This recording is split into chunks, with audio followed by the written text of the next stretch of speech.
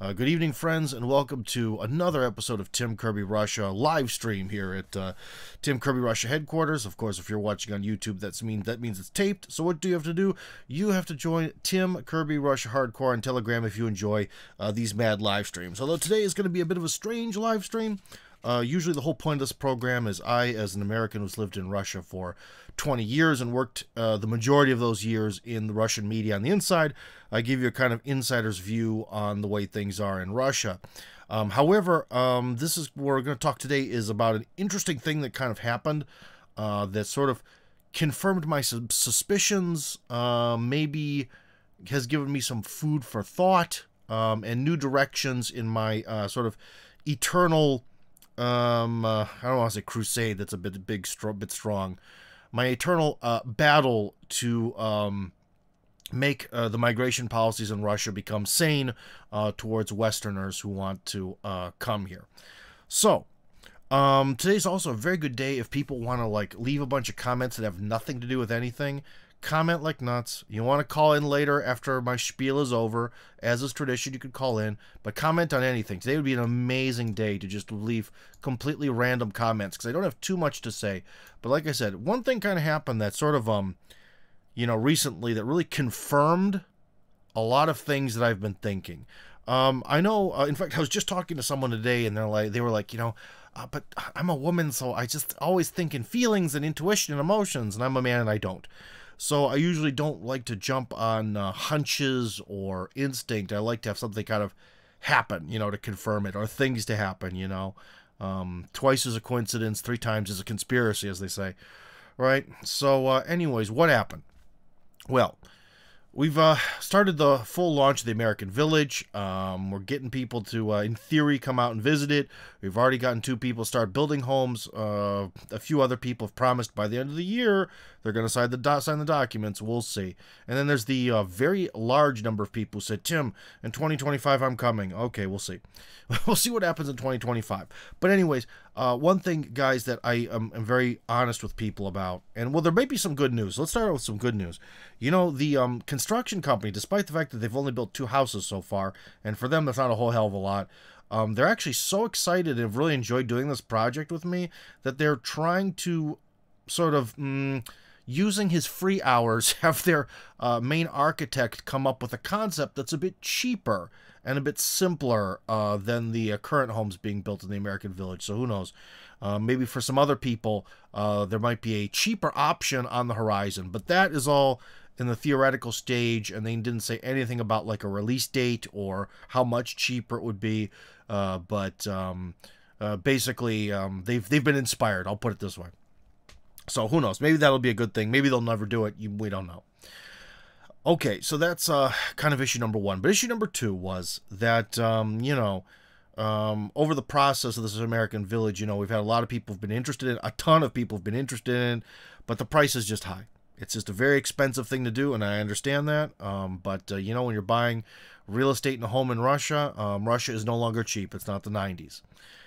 But recently, you may have noticed that I shared kind of a job placement ad, which should be on the main channel as well as the American Village channel, I think. Or did I screw that up? Let's see. The American Village channel. Nope, I put it on the American Village channel for sure, and then I guess I shared it. It's about it's a job offering for a tractor operator and farmhand from a salary of 100,000 rubles to 150,000 rubles.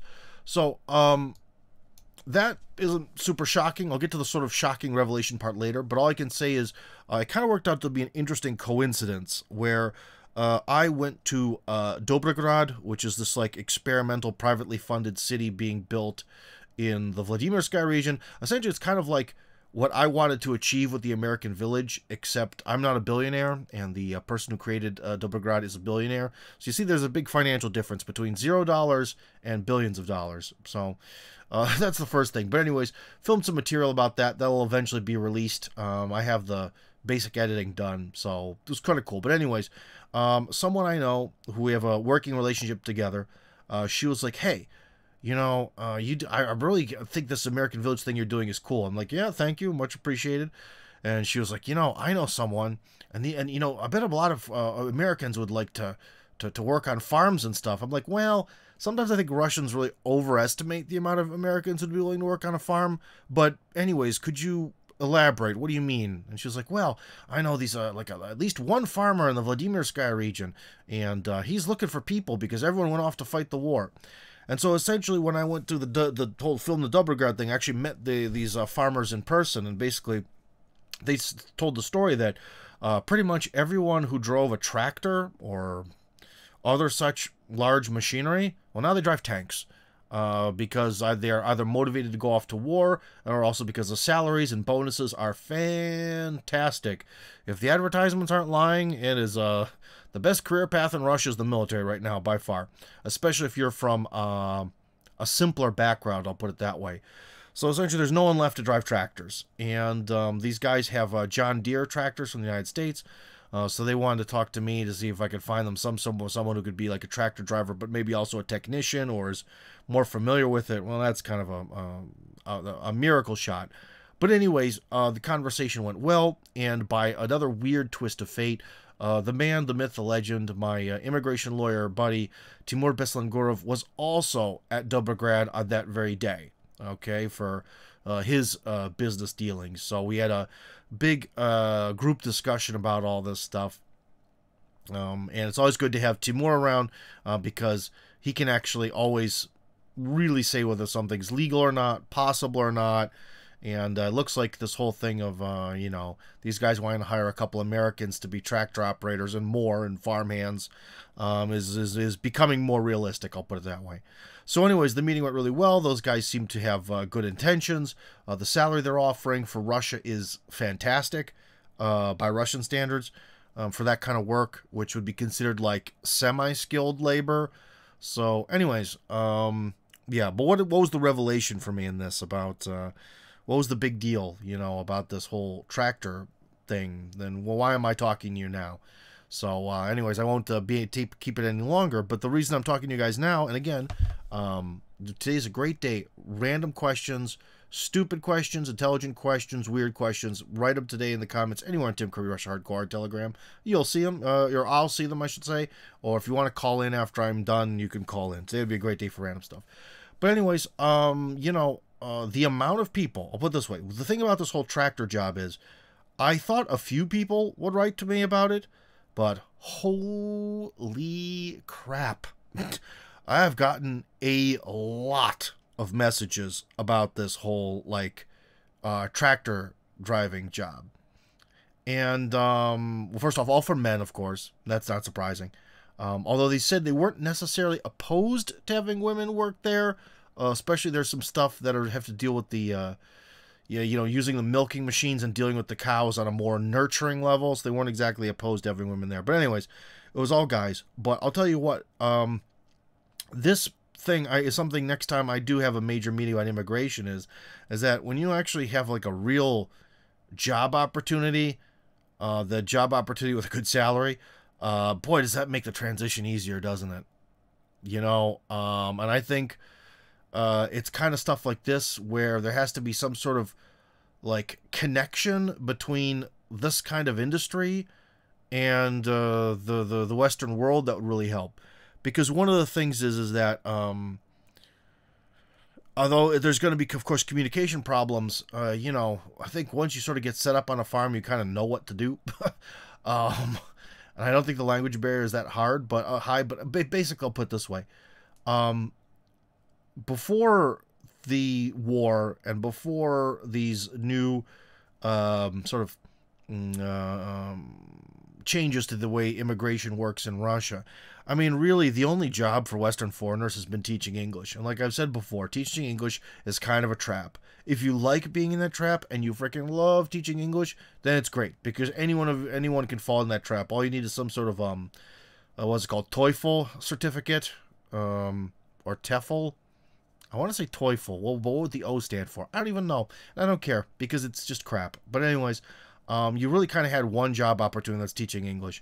And I knew from the minute we started thinking about this whole American Village and about working on the immigration laws with Timur and all this other stuff, is that there's going to be a sort of like English teacher inflation that'll happen.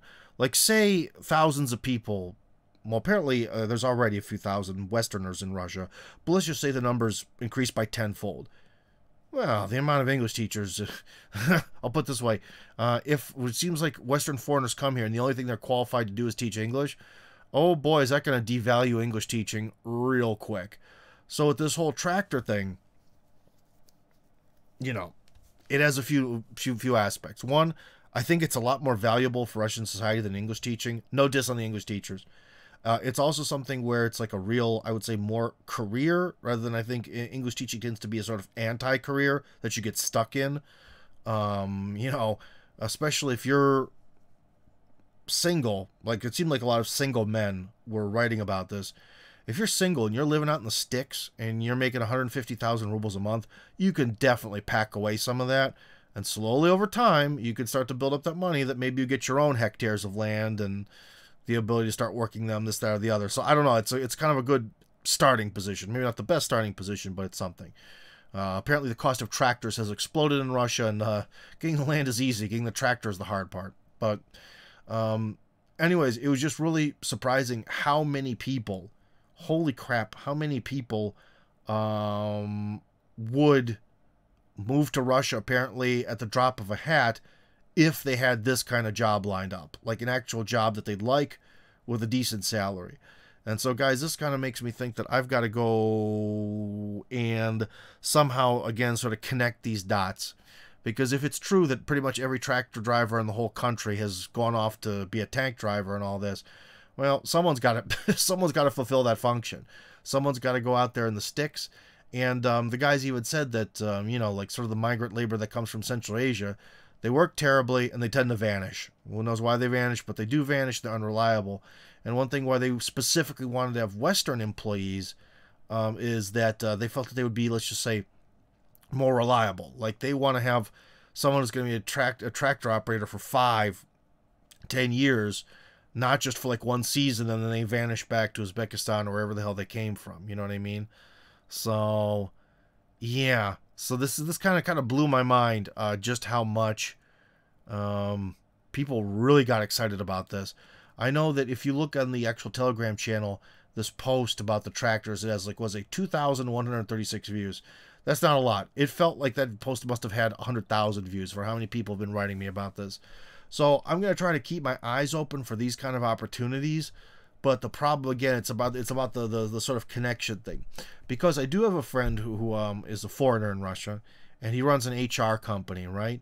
But, you know, like, he does have job openings, but again, 90% of it is teaching English or your native language, whatever that may be, French or Italian or whatever. There's a few corporate jobs, but, you know, farmers don't use HR firms. And this is the thing where I kind of need maybe some brainstorming from you guys about how we'd be able to connect from this, how to connect this rural Russia, which apparently also, which is crazy, is I cannot believe how high the salary is.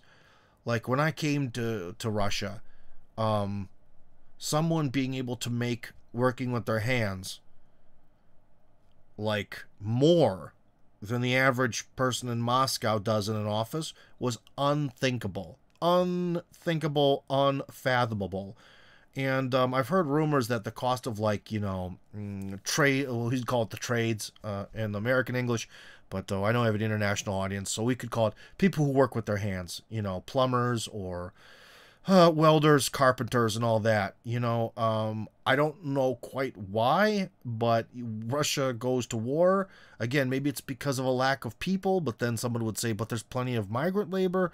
Who knows? But anyways, the cost of general laborers and people who work with their hands has exploded in Russia. And, yeah. For Western people now, it's a really good opportunity, but the problem is it's an opportunity that's hidden. You know, it's hidden, especially if you're over there still. So, yeah.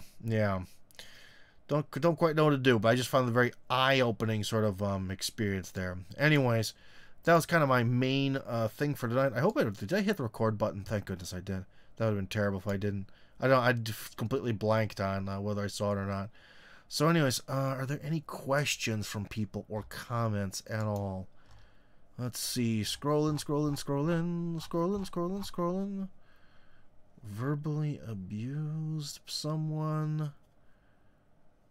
Okay.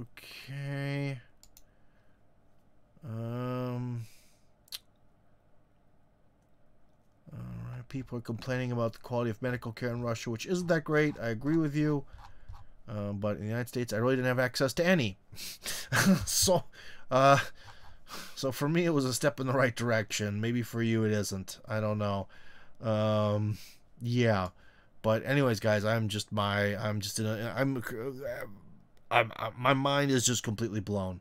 So you tell me, I don't know if someone wants to comment or call in, like, what is it about this particular job offer? You know, what is it about this tractor operator or working at a dairy farm that was so exciting to people? You know, that's the one thing I don't know.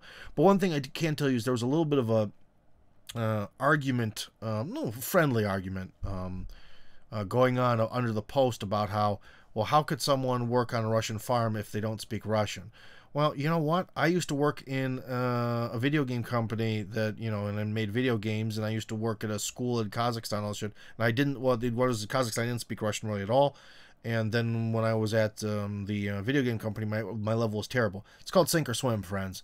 That's one thing I also want to bring up is it's like, you know, when it comes to especially operating a tractor, I mean, you see the field, you know, you got to plow the field. I mean, maybe it's going to be hard for them to train you, but I think a lot of the stuff can be done because especially some of the migrant labor that comes to Russia speaks Russian, and some of it really doesn't, and somehow they get by. So, you know, I don't think that the language barrier is that big when it comes to this type of work. If it was something maybe really intricate or specific, well, that's a problem. Like someone was like, oh, what would they say? They were some kind of, they provided some kind of very particular medical treatments. I don't remember what kind. It doesn't matter. And they're like, can I get a job in Russia? That's where the language thing is really, really tough because, you know, driving a tractor is one thing, you know, or manual labor is kind of one thing. But when you get in this whole like medical stuff, it's like, you don't speak the language. Miscommunications could lead to big mistakes. So yeah, maybe that's a bit of a different situation, friends. But when it comes to this labor stuff, I think it's pretty straightforward. I don't know. Someone is writing furious messages but not hitting enter, so I'm waiting. There we go. Here's someone. Okay. Aero ambitions. Well, that's interesting. They have the ambition to fly. Hey, Tim, I have a question a bit off topic. Today is the best day for off topic because I didn't have too much to talk about. I kind of want to just end the month on a live stream. But anyways, I plan to visit Russia in January in the Far East. Is Mongolia an excellent point of entry? Kind of.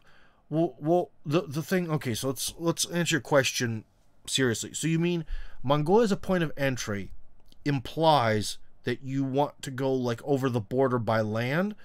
I mean, I would have to assume that from Ulaanbaatar there are flights to major Russian cities because Russia has a lot of trade with Mongolia. Well, maybe not a lot, but definitely enough to make it worth it.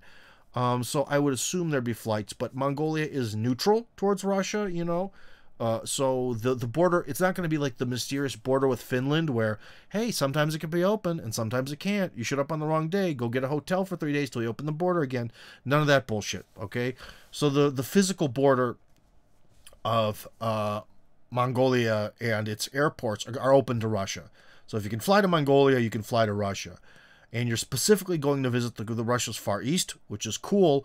But if you are thinking about driving, you know, like, Mongolia is still really far from most places that people associate with the Russian Far East. So if you're talking about being in a car, maybe it might be time for me to sort of get out the map here. Hold on. Let's see. Good old Yandex to the rescue.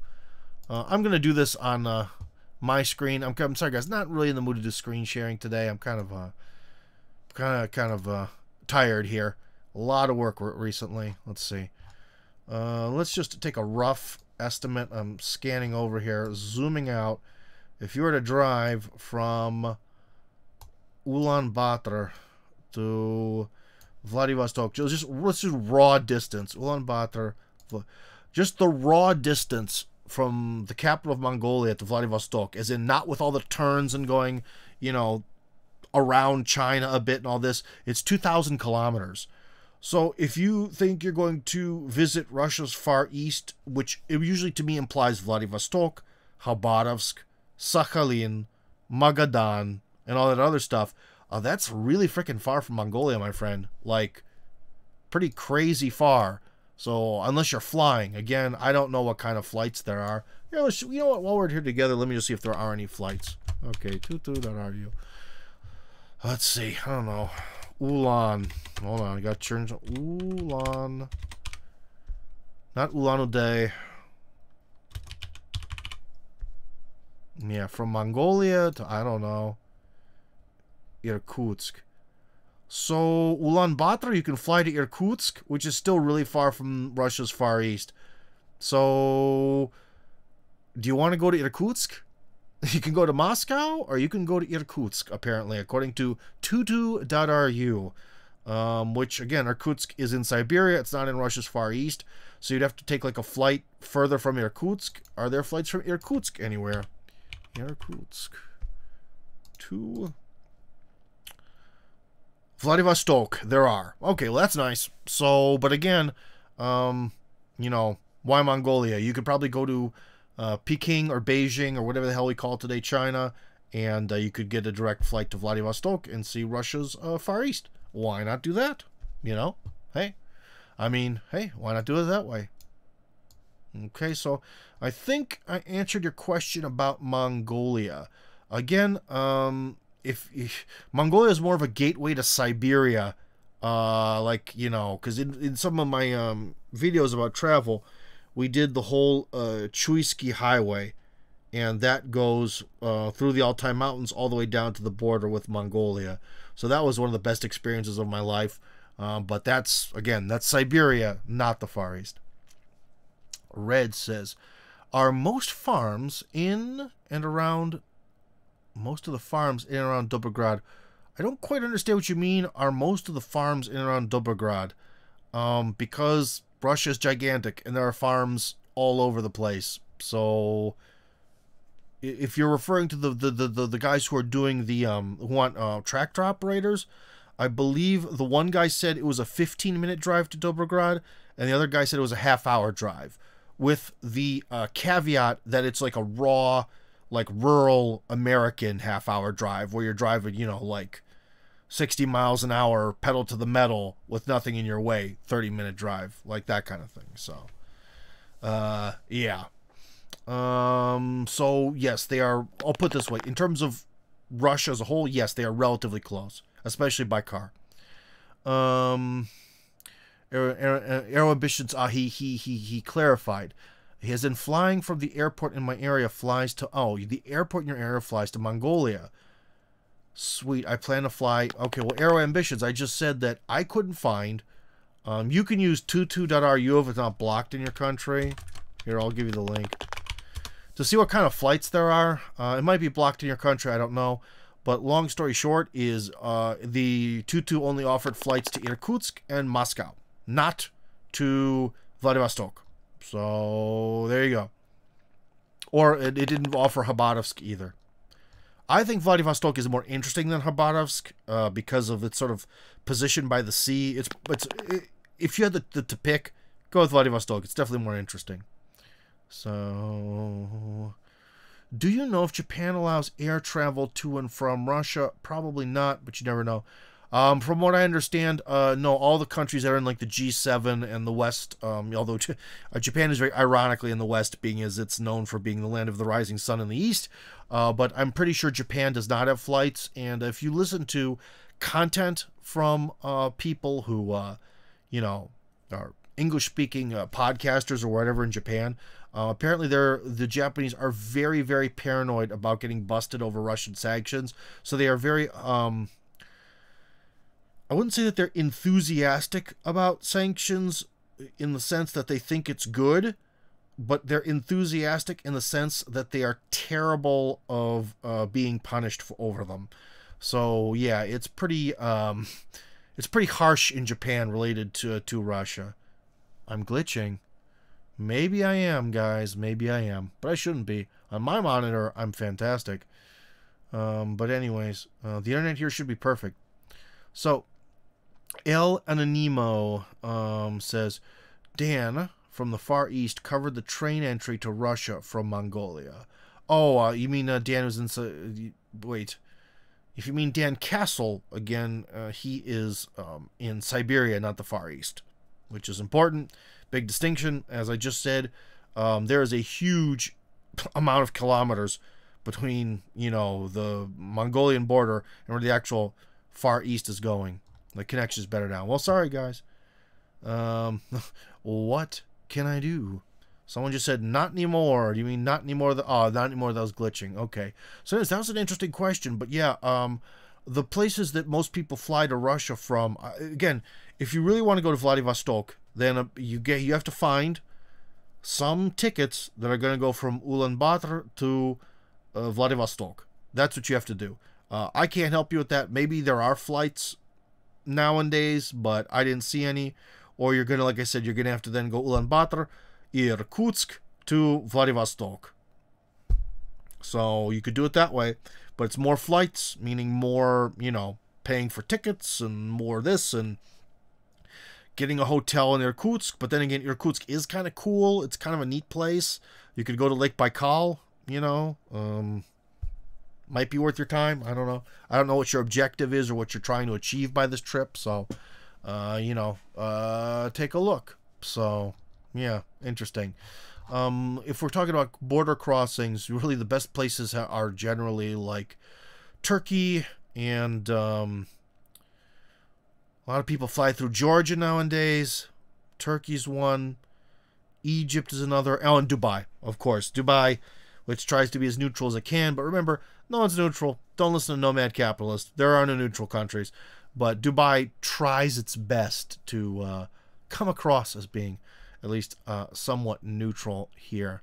So, anyways, guys, I kind of talked about what I want to talk about. If you have any more questions besides, or travel-related questions, labor-related questions, immigration-related questions, now would be a great time. Or use the raise your hand feature. We could have a chit-chat or whatever. Because otherwise, I am probably going to bail. But that was an interesting one about Mongolia. I did not think about that. Oh, but also one thing, too, about Mongolia is you have to remember about Russian-Mongolian relations is that I believe the Mongolians are part of what it was the International Criminal Court, which is supposed to arrest Putin, and Putin just visited there, and they rolled out the red carpet for him, and it was a big celebration. So that was also definitely showing that Mongolia is not interested in closing its border with Russia, and in fact, they signed a lot of documents about, like, energy transport deals, and this, that, and the other trade deals. So, yeah, unless there's some sort of weird color revolution in Mongolia, it looks like the government is very happy being best buddies with China and Russia, especially if both China and Russia kind of leave them the hell alone, which they do, and everyone's happy. I think that's the sort of geopolitical breakdown of all that stuff. And of course, the Chinese are going to be happy because they're going to get even more Russian electricity sent through Mongolia, and as long as they get juice and don't have to pay too much money for it, they're thrilled. So, yes. Let me see. Are there any actual questions under? Because we were talking about the big tractor. Are there any other questions about the tractor?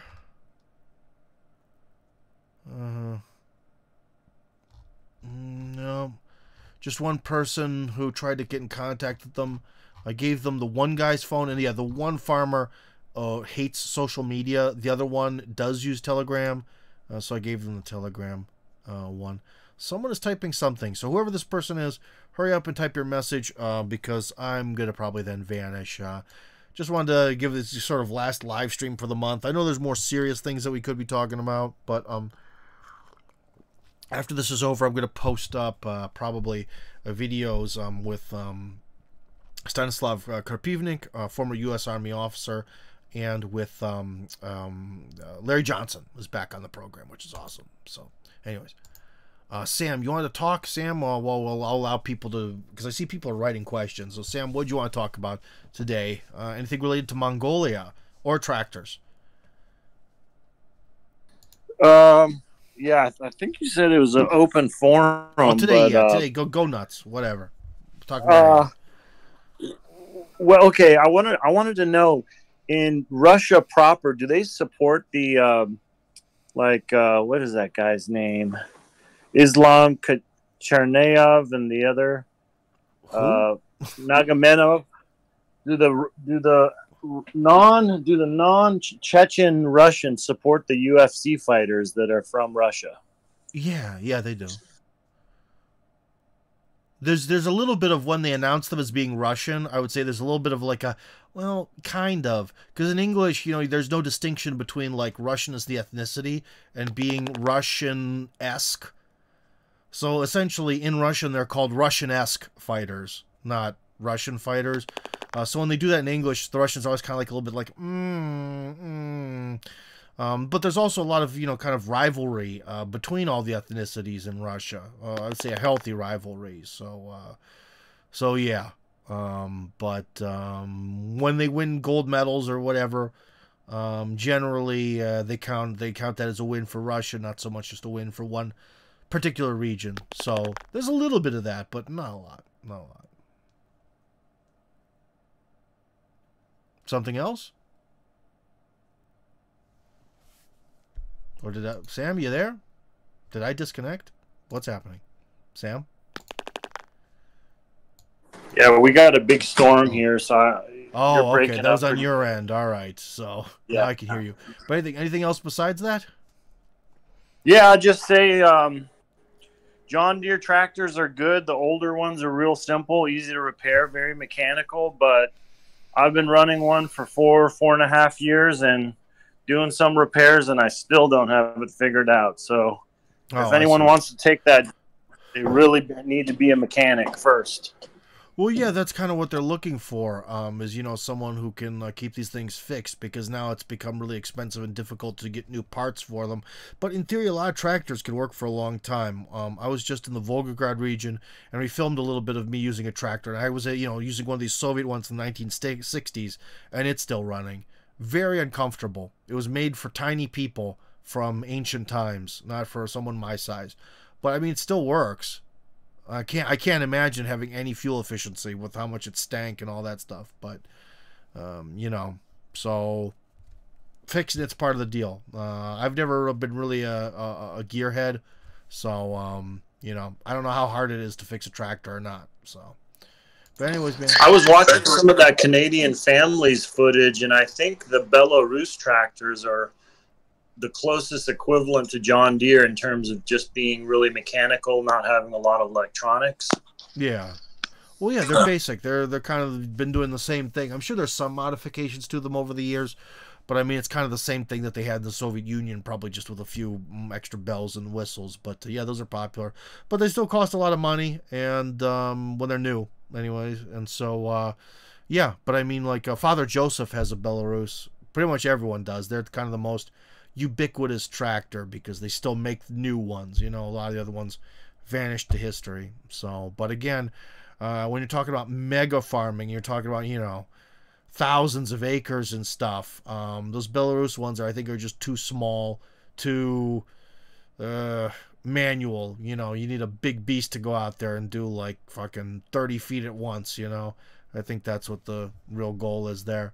But anyways, man, I'm going to let you go. Good talking to you. Good abnormal questions.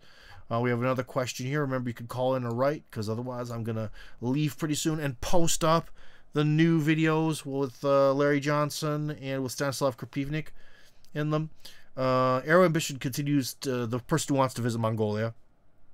Go visit Russia via Mongolia, excuse me.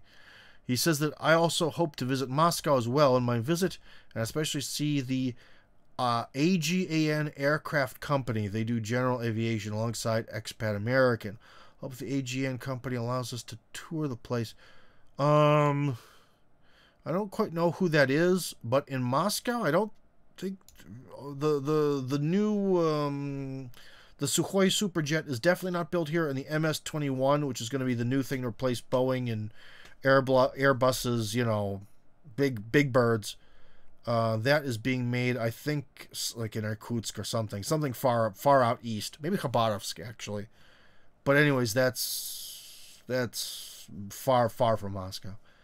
He says that would make excellent content advertising for the company. Cool little planes thing. Oh, little planes. Then I don't even know. They're small. Yeah, I have no idea what you're talking about, man. Sorry, that's I'm not an expert in planes. All I know is that people are really waiting for that MS-21 to finally get finished using all Russian parts, and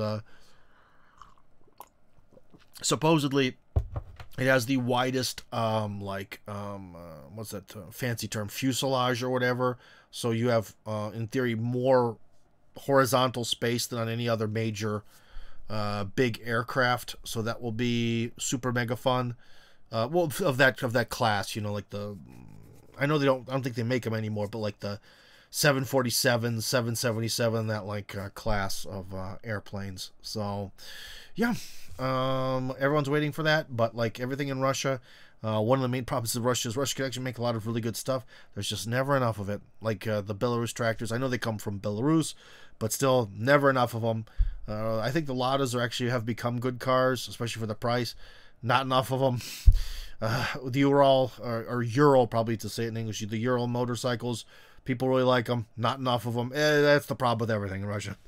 We have too much stuff to build, not enough people to build it, so there's never enough of anything. So, but anyways, if you want to fly into Moscow, I'll put it this way: people don't really understand because maybe they're used to places like the United States, where, or at least when I was younger and in America, you know, you could kind of hop your way across the United States. There's flights from place to place all over America, right?